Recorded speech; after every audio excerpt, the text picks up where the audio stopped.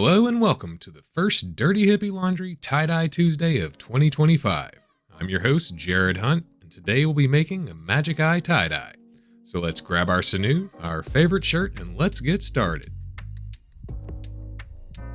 First, we'll take our pre-washed shirt that's been soaked in our soda ash solution overnight. Then we will spin out the shirt in the washing machine and hang dry until it's completely dry. It should feel a little stiff to the touch. Now we will place the shirt on a table or flat surface and stretch and flatten the shirt to remove any wrinkles. Next, make giant pleats so that we create multiple vertical lines of symmetry. Each pleat should be fairly large, about 1.5 to 2 inches wide. We'll keep doing this until we reach the end of the shirt and fold the sleeves just like the previous folds. Then we flip the shirt to fold the other sleeve. Use the sinew to start an anchor bind. I usually wrap the sinew around the anchor point 7 or 8 times. Then pull the sinew until we feel the sinew give.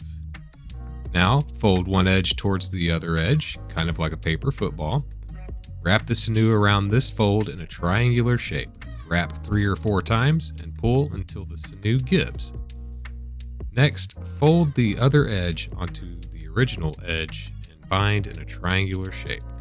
Repeat the edge-to-edge folds and triangular binding pattern until we've folded and bound the entire shirt.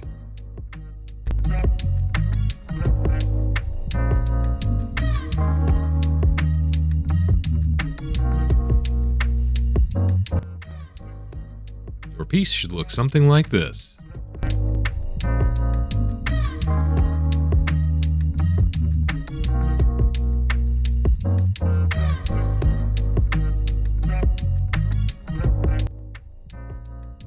For the next part, I like to keep certain ice dyes out of the mud, which is to say we will be elevating this piece. I use an old cheap and small wire rack from one of the big box stores in town, and if I'm not recording, I'll do this in my kitchen sink. But since I am recording, I just use a plastic container to collect the liquid dye melt. For this piece, we will add our ice first and then the dye powder. Ice dyeing can be a little wasteful in terms of dye powder, so just be aware of that. I imagine if we use crush ice, we wouldn't see as much of the dye powder slip through the cracks. Regardless of what kind of ice we are using, we'll still want to fully cover the surface of the piece with ice. If that means adding a layer or two, we'll add a layer or two. In this video, we'll use the following 2 dyes. Item number 513 Custom Set Grape, and item number 407 Custom Set Turqoise MX-G from Custom Colors Incorporated.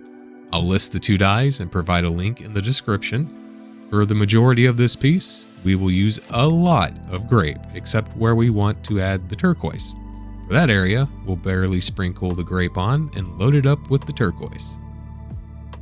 Since we've added both the ice and dye powders, all we have to do now is wait. I normally let pieces batch for 48 hours, but with ice dyes, I just let them sit until the bag or plastic they are wrapped in feels like room temperature to the touch, and then wait the 48 hours.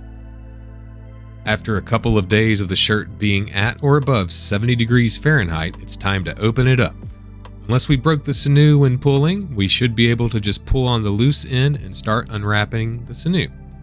If we need to cut a piece of sinew, we'll just use a pair of household scissors, but be very, very careful when doing so.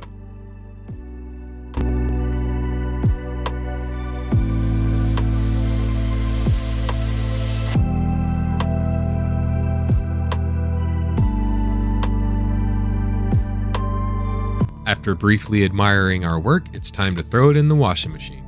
If the machine is a smart washer, then set it to precise fill, then do 3 cold cycles and 1 hot cycle and hang dry. If the machine is old school, set it to the highest fill setting and wash twice in cold water and once in hot water, then hang dry. When the shirt is finally dried out, wear it with pride and tell anyone who asks, "I made this." Thank you all so much for watching and for your continued support. If you'd like to see my current inventory on Facebook, I'll post a link in the description. If you found this video entertaining and informative, smash that like button. If you want to see archived and upcoming tutorials, hit the subscribe button. And for the sake of engagement, leave a comment with any suggestions as to what designs I should cover next, or just to say hi. At this time, I also want to thank City Planner Plays for providing copyright-free music that anyone can use. I'll provide a link in the description, as well as a huge thank you to Custom Colors Incorporated for being the best dye supplier ever. These are not sponsors, I just really like their products. Once again, thank you all so much for spending your time with me. Till next time, this has been a Dirty Hippie Laundry tutorial.